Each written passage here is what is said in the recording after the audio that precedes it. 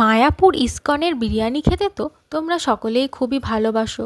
তাই মায়াপুর না গিয়ে যদি মায়াপুর ইস্কনের বিরিয়ানি তোমরা বাড়িতে বসেই খেতে চাও, তার জন্য আমি যেমন করে বানাচ্ছি ঠিক তেমন করে তোমরাও বানিয়ে নাও। এটা বানানোর জন্য লাগবে সয়াবিন, পনির আর আগে থেকে সেদ্ধ করে রাখা আলু, টক দই আর জাফরান দিয়ে দুধ আমি গুলে রেখেছি, আর আদা, কাঁচা লঙ্কা, টমেটো পেস্ট করে নিচ্ছি, আর আগে থেকে চালটা আমি ভিজিয়ে রেখেছিলাম। এবারে আমি কড়াইয়ের মধ্যে জল দিয়ে তেজপাতা, এলাচ, দারচিনি দিয়ে জলটা ফুটতে দিয়েছিলাম। জলটা ফুটে আসলে পরে ওপর থেকে দিয়ে দিচ্ছি বাসমতি চালগুলো ওদিকে ফুটছে, এদিকে কড়াইয়ের মধ্যে সামান্য পরিমাণ তেল দিয়ে তেলের মধ্যে নুন অ্যাড করে আলুগুলোকে ওই জাফরানের মধ্যে চুবিয়ে চুবিয়ে আমি ভেজে নিচ্ছি। আর এদিকে দেখো চালটাও সেদ্ধ হয়ে গেছে, 90% কুক হয়ে গেছে।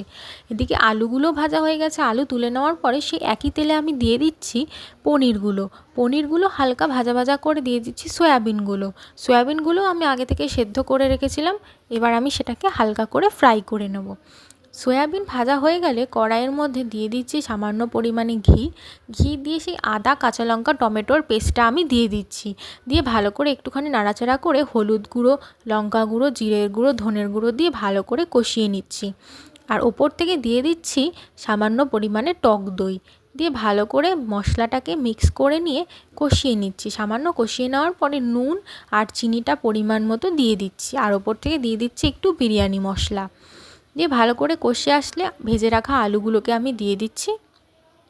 আলুগুলো এখানে আগে থেকেই সেদ্ধ করা ছিল, তাই আমি এখানে অল্প ভেজে ইউজ করতে পারছি। তারপর ভেজে রাখা সয়াবিনগুলো আমি এখানে দিয়ে দিচ্ছি, আর পনিরটাও অ্যাড করে দিচ্ছি। দিয়ে ভালো করে মিশিয়ে খানিকক্ষণ কষিয়ে নেব। কষিয়ে নেওয়ার পরে অল্প পরিমাণ জল আমি এখানে অ্যাড করে দিচ্ছি। জল অ্যাড করার পরে ঢাকনা চাপা দিয়ে ঢেকে আমি কিছুক্ষণের জন্য এটা ফুটতে দিয়ে দেবো।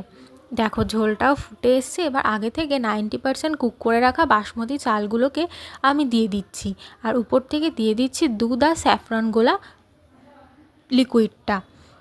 দিয়ে ওপর থেকে আমি অ্যাড করে দেবো একটুখানি কেওড়া জল, গোলাপ জল আর বিরিয়ানি মশলা, আর সবার শেষে দিয়ে দেবো ঘি।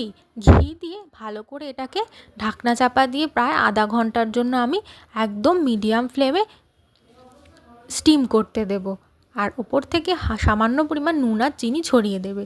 দেখো স্টিম হয়ে গেছে, কত সুন্দর ঝরঝরে হয়েছে। এই রেসিপিটি যদি তোমাদের ভালো লেগে থাকে তাহলে অবশ্যই আমার চ্যানেলটি সাবস্ক্রাইব করে দিও, আর রেসিপিটি তোমাদের কেমন লাগলো অবশ্যই আমাকে কমেন্ট করে জানাবে। আর বাড়িতে অবশ্যই এই মায়াপুর স্টাইলের ইস্কন বিরিয়ানি বানিয়ে একবার খেয়ে দেখো। আশা করি তোমাদের সকলেরই এই রেসিপিটি খুবই ভালো লাগবে।